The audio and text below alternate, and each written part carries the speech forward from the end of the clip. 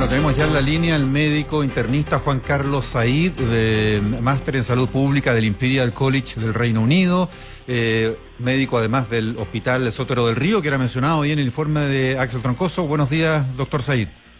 Hola Mauricio, hola Mirna, ¿cómo estás? Buenos días. Mucho gusto. Columnista además de medios, en fin, de manera que es un referente en el debate sobre estas materias. Doctor Said, bueno, queríamos saber primero que todo, porque siempre cuando partimos de estas conversaciones abrimos con el arranque de un día, en este caso de una semana, en el hospital donde usted trabaja, del cual ayer veíamos que había noticia porque se estaba instalando ese hospital de campaña junto al hospital. Y algunos funcionarios ahí denunciaban que eran con material del mismo hospital y no era una infraestructura adicional. ¿Cuál es la situación hoy día lunes? A ver, la situación evidentemente es complicada. Chile amaneció hoy en día, la región metropolitana, con 209 personas ventiladas, o sea, en ventilación mecánica fuera de unidades críticas, es decir, en urgencia, en pabellones, en unidades de pediatría. Para que te hagas una idea, 209 personas es el equivalente a 5 unidades UCI completas del tamaño de la del Sotero del Río. Es decir, tenemos 5 unidades críticas como en negro, por así decirlo. O sea, pacientes en pasillos, pacientes en urgencias. Así de grave es la situación en la región metropolitana. Ya las camas UCI están todas ocupadas y estamos ventilando donde sea posible. Entonces la situación es muy grave y desgraciadamente esta semana todo indica que va a empeorar. No hemos visto una disminución de los casos, estamos todavía en alrededor de 3.700 casos diarios, no ha bajado el porcentaje de casos positivos, así que no hemos visto un efecto sustantivo de la cuarentena. Y más aún, en general, entre que un paciente se complica y que y que se enferma, hay un desfase entre 7 a 10 días. Entonces, aún cuando empecemos a ver un desfase, un descenso en los casos, un descenso en los hospitalizados, lo vamos a ver con un desfase de 7 a 10 días. Entonces, creo que en ese sentido, Santiago se debería preparar para una cuarentena de 3 o 4 semanas. Yo creo improbable que esto pueda durar menos de ese periodo. Sí, doctor Said, usted que estudió precisamente en el Imperial College de Londres, que ha dado mucho material, ¿no es cierto?, de investigación, hay ciertos modelos matemáticos incluso que se han puesto a disposición y que de acuerdo a esos modelos los investigadores dicen que sin cuarentena, esto mucho antes de que tuviéramos la situación que estamos teniendo hoy día, estoy hablando de marzo, ellos hablaban de que sin cuarentenas por zonas los casos de COVID-19 podían superar los 100.000 en la región metropolitana en junio. Hubo cuarentenas por zona y estamos en este nivel. Entonces yo quisiera preguntarle, usted ha sido bastante crítico, ¿qué es lo que a su juicio se hizo mal? ¿Era evitable esta situación que está viviendo hoy día Chile? Es complicado, creo efectivamente hubo varios modelos Imperial que, por ejemplo, para el caso de Reino Unido modelaron que de no implementar cuarentenas extensas, tipo lockdown, la demanda por camas críticas en el Reino Unido iba a ser 30 veces la disponibilidad real del sistema.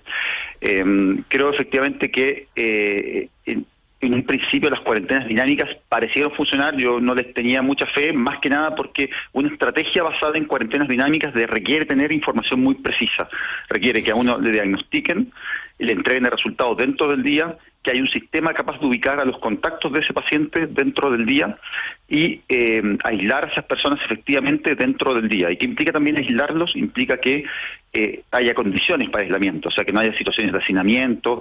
Entonces, efectivamente, esa es una estrategia que puede funcionar en países más modernos, con muchos recursos, con grandes sistemas de trazabilidad, como puede ser un Hong Kong, por ejemplo, que sean aislamientos de un edificio completo, sin hacer aislamiento de todo un sector. Entonces, Chile no tenía esa disponibilidad de tecnología. Y en un principio pensamos que estaba funcionando, pero lo que pasó es que la epidemia había llegado primero al sector oriente. Y en el sector oriente sí teníamos algo parecido a eso. Las personas podían hacerse el examen rápidamente, les daban el resultado, iban a su casa, tenían condiciones de aislamiento adecuadas. Repentinamente la pandemia se expandió al sector poniente, fue a Santiago, fue al sector suroriente, a Puente Alto, y las personas no tenían condiciones de aislamiento. O sea, y hoy en día, hasta el día de hoy, diagnosticamos a alguien y lo mandamos a una casa donde vive en 40 metros cuadrados con 5 o 6 personas, entonces no hay aislamiento efectivo, entonces diagnosticamos solo para decirle a la persona que vaya a la casa a contagiar a otras personas. Entonces, efectivamente creo que un sistema de cuarentenas dinámicas pudo haber sido razonable en el sector oriente cuando partió la pandemia, pero a medida que se extendió a lugares de mayor pobreza, se hizo inviable y creo que ahí el gobierno le faltó quizá haber cambiado más rápidamente. Ya no tiene mucho sentido discutir al respecto, pero probablemente 7 días antes de que se decretara la cuarentena en la región metropolitana ya era evidente que el número de casos iba al alza. Por ahí el lunes después del Día de la Madre ya era evidente que había un alza y que algo se había quebrado y había dejado de funcionar en la estrategia. ¿Qué podríamos aprender para el futuro? Y creo que esto es lo más importante, que ojalá no nos suceda esto en regiones. O sea, en regiones hoy en día ya hay varias regiones que están críticas. Está crítica la quinta región. En los ríos también se ve los casos en aumento. Entonces, aprendamos eso para el futuro. Digamos, mira, no esperemos a que la situación en regiones esté al borde del colapso. Estamos mandando pacientes de Santiago a regiones. Entonces no nos podemos dar el lujo de estar, digamos, por decirlo así, en varios frentes, saturados, estar en Santiago colapsado, estar en regiones colapsados. Creo que eso es lo más importante. Todos nos vamos a equivocar, acá nadie tiene la estrategia perfecta, ha habido mucho aprendizaje en esto, pero lo importante es que ya aprendimos que no funciona la cuarentena dinámica. Entonces, aprendamos esto para regiones y no nos equivoquemos de nuevo. Doctor Said, usted decía antes que que ya con la situación actual debiera mantenerse la cuarentena total en el Gran Santiago en vista de que todavía van a pasar muchos días para que se estabilice, si es que se estabiliza el número de nuevos contagios y después más encima viene la ola de hospitalizados. Eso lo entendimos, es la figura que va con estos delays de cada uno de estos fenómenos que van en curva, que una va persiguiendo a la otra. Así es. Debo entender de eso que usted cree que eso sí va a ocurrir, que con la cuarentena que está vigente sí se va a frenar al menos la escalada en contagios y por lo tanto, aun cuando venga esa ola de hospitalizados, en un par de semanas más también se estabilizaría esa ola de hospitalizados. Porque la duda que se genera es que con las cuarentenas actuales, por lo que usted también describía en otra respuesta, la gente se está contagiando unas a otras en todos los sectores más vulnerables que viven hacinados. Entonces, ¿va a resultar o no esto? A ver, es complejo. Creo que efectivamente el gobierno, para asegurar que esta estrategia funcione, tiene que mejorar las condiciones de aislamiento de los pacientes. Eso ha sido un elemento crítico. Para que te hagas una idea, la última cifra que tenemos es que en Chile solo hay 2.300 habitaciones sanitarias, solo 300 camas en Santiago. ¿Qué quiero decir con esto? Que es un hotel sanitario, es un lugar donde una persona que está enferma y que vive en condiciones de pobreza, de hacinamiento, puede ir a pasar la cuarentena en condiciones dignas, es decir, sin contagiar a otras personas, teniendo alimentos y pudiendo tener los cuidados básicos que requiere un enfermo. Eso no se está dando en Chile. Entonces, hoy en día, cuando hablamos de enfermos en Santiago Centro, cuando hablamos de enfermos en Puente Alto, para que te hagas una idea, Puente Alto es una comuna que tiene 20% de pobreza multidimensional. O sea, y es una comuna que está teniendo 800 contagiados a la semana. O sea, fácilmente se están generando 160 personas que no tienen condiciones para realizar cuarentena en su casa y que sin embargo la están haciendo en su casa. Entonces, creo que no hay que perder eso de vista. Hay que decir, mira, es importante diagnosticar, pero acá la patita que más nos está faltando es ubicar rápidamente a los contactos y además aislar efectivamente a los enfermos. Es muy difícil controlar una epidemia si no se logra aislamiento efectivo. Y te voy a decir una cosa, ya hace 2 meses, ya cuando partió la epidemia, el primer reporte del comité asesor, una de las primeras cosas que dijo 90% de los enfermos COVID se encuentra sin supervisión efectiva, sin aislamiento efectivo supervisado. ¿Y por qué decía eso el comité asesor? Porque son epidemiólogos y porque saben que efectivamente es muy difícil controlar una epidemia si no hay una supervisión de los pacientes enfermos. Y esto se vuelve especialmente crítico en los lugares de menor pobreza. Entonces, la cuarentena sí es clave, pero para que potenciarla y para que funcione con mayor efectividad hay que potenciar una estrategia de aislamiento de los enfermos. Y creo que pero es que si es así, doctor, perdón la interrupción, es que si es así, la cuarentena que estamos viviendo ahora no tiene esa condición, entonces ¿no está haciendo peor ese remedio que la enfermedad? Mire, no, porque efectivamente la cuarentena disminuye las interacciones, ¿verdad? Disminuye la movilidad que hay en Santiago, porque Santiago es una ciudad muy dividida, en que las personas viajan, y extensa. Mucha gente vive en un lugar, trabaja en otro y atraviesa todo Santiago, entonces se generan cientos de interacciones en un día. Estamos hablando que personas viajan en una micro, por ejemplo, 1 hora, y de vuelta, o sea, estamos hablando de 2 horas tosiendo en una micro, o sea, eso es una forma evidente de contagiar a las personas. Entonces creo que sí la cuarentena va a tener un efecto, eso está claro, y yo creo que ese efecto deberíamos comenzar a verlo a mediados de esta semana, a finales de esta semana. Ahora, hoy evidentemente va a depender de cuánto sea la adherencia de la población, cuánto sea la supervisión. Creo que ha habido demasiados permisos. Esta idea de que hay un permiso todos los días para hacer algo, lo encuentro un poco quizá excesivo. O sea, yo entiendo que todos tenemos, digamos, necesidades, pero la idea es que los permisos sean restringidos al máximo, y también no vivimos en un estado policial. También creo que la gente tiene que colaborar y tiene que entender que la situación es crítica. En el Sotero Río está colapsado, y para nosotros es muy triste. Yo quisiera compartir algo personal, pero falleció un colega esta semana. Partimos esta semana con un doctor menos del Hospital Sotero de Río, y eso es algo que, para que entiendan las personas de lo grave de lo que estamos hablando. O sea, que ya no solo estamos hablando de falta de cama, sino que están falleciendo médicos que son los encargados también de poder ayudarlos. O sea, por el COVID-19 está diciendo usted, obviamente. Así es. Fue una persona contagiada. Así es un colega, y creo que es algo muy triste que revela la gravedad de la crisis que estamos viendo. Sí, ahora, doctor Said, solamente le doy un aporte, no es la pregunta específica que le quiero hacer, pero fíjese usted que esta semana un grupo se fue en un jet privado, ¿no es cierto?, a hacer un viaje por rumbo a Valdivia, hacían todo un pavoneo de lo que significaba, casi como riéndose de lo que significaba romper este cordón sanitario. Se reportó un nuevo récord de personas que retornaron del fin de semana, violando el cordón sanitario, fiesta clandestina, deja 23 detenidos en Chañaral. O sea, todo esto que usted cuenta parece que para mucha gente todavía es como que le entra por un oído y le sale por el otro. Pero quiero llevarlo a una pregunta, doctor Said. Conversamos a esta hora con el doctor Juan Carlos Said, máster en salud pública del Imperial College London y médico internista del Hospital Sotero del Río.